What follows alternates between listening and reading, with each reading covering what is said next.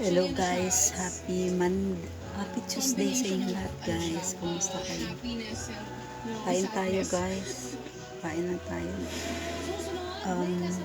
Yung ulam ko guys, century na ano, na may itlog. Nilagyan ko lang ng itlog.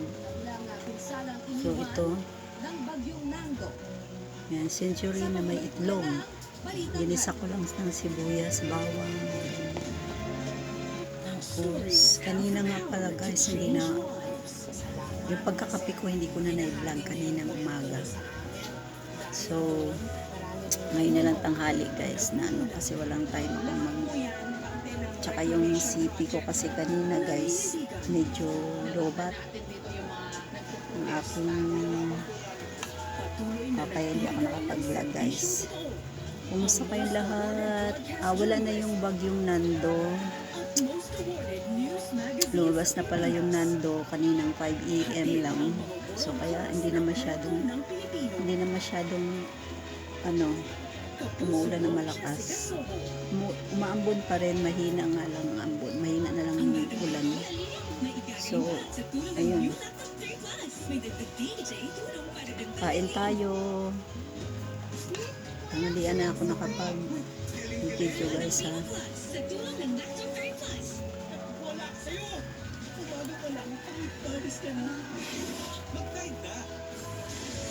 Sa iba, tinatakpan lang kasi ng pango at hindi pa talaga nalilinis. Pero sa kahit, agos ang linis. Kahit, agos linis. Kaya trubang mo.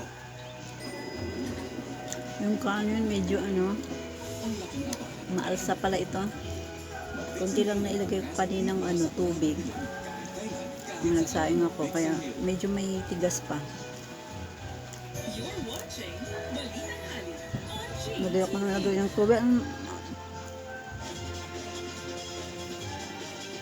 Pinoproseso na ng pulisya ang mahigit 250 inaresto matapos magkagulo sa mga kilos protesta sa Maynila nitong linggo. Iniimbestigahan din kung sino ang nagpaputok umano ng baril sa gitna ng kaguluhan. Balitang hatid ni Jomer Apresto.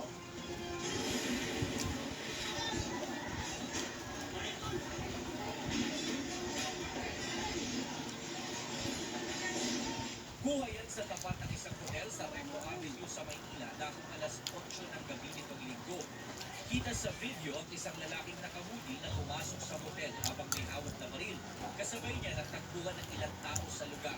Makalipas ang ilang segundo, makikita na sa video ang mga tao na sinisira na ang mga bintana ng hotel. Sa ngayon, wala pang detalye mula sa Manila Police District kung undercover na police. Nanonood lang ako ng balita. Sa video na may hawak na 11 AM.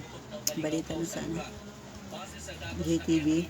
Nasa mahigit 250 individual na ang nahuli sa gitna ng pagkilos kontra katiwalian sa Maynila nitong linggo. 151 sa kanila ay mga nasa hustong gulang, 6 na mga babae. Nasa mahigit 100 naman ang mga edad.